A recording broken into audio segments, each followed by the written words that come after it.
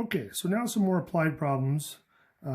These first couple of problems, I didn't give a lot of the details, but it is a standard normal distribution. That's the key ingredient that we have to stick by. So now they just say find the area of the shaded region.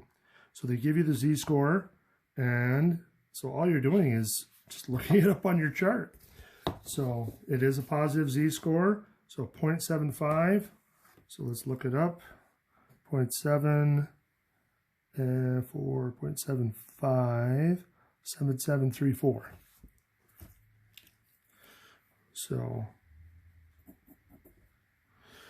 this should be an area equal to 0.7734.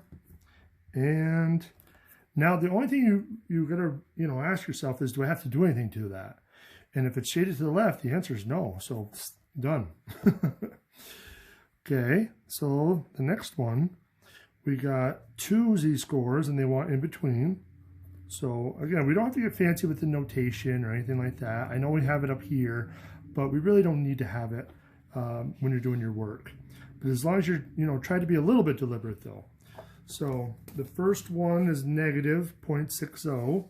So let's see, negative 0.60 would be right here, 2743.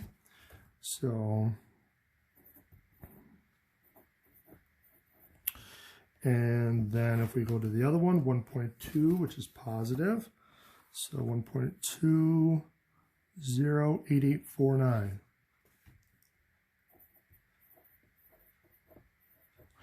And then what do we do with them? You got it. We got to subtract them. So our area should be equal to 0.8849 minus 0.2743, which equals what? 0.8849 minus 0.2743 equals 6106.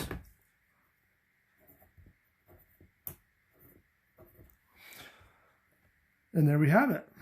So let's try the next one. So now we have example 7. Assume that thermometer readings are normally distributed. Okay, so we got our bell-shaped curve with a mean of 0 degrees Celsius and a standard deviation of 1 degree Celsius. Thermometer randomly selected and tested. In each case, draw a sketch, find the probability of each reading. So again, sketches are optional, but they do just help reinforce your answer. So I would definitely recommend it. So we want less than 1.50. Now, technically, oops, this would be degrees Celsius. This would be degrees Celsius. Again, all these are degrees Celsius, but for some reason I didn't put them in. Okay, so let's take a sketch of this. Negative 1.5 better be on the left. And because it's less than, we want to shade on the left-hand side. So this one should be quick. We just can read it off our table. So if we look for negative 1.50, negative 1.50, 0.0668. So the probability, so now there you want the probability, not area.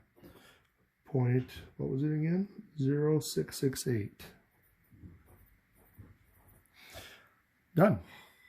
Greater than 2.2. So again, a little sketch. 2.22 is right here. And it's greater than, so we want to shade on the right. So let's first look it up and see what we get. 2.2, and we got to go over under the second 2, 9868. Okay, so we got a probability of 0.9868, and then we're done. Well, does that look like the size of that? The answer is no. This is really small compared to this large probability. Remember, the whole thing is 1, and that's almost all of it. So that's obviously going to have to be the left-hand side. So remember, the last step when it's greater than is to subtract. So our answer should be 1 minus this. So that's going to equal 1 minus 0.9868 equals 0.0132. And that would be our answer. All right, the last one, between two temperatures. Now, both of these are positive, so we're going to have a 0.5 here and a 1.00 there. So let's see what we get. Let me look them up. So if z is equal to 0.50, we get a probability of 0.6915. And if z is equal to 1.00, we get a probability of 0.8413. And then the final step better be to subtract. So let me just kind of block that off. So 0.8413 minus 0.6915 equals, let's see,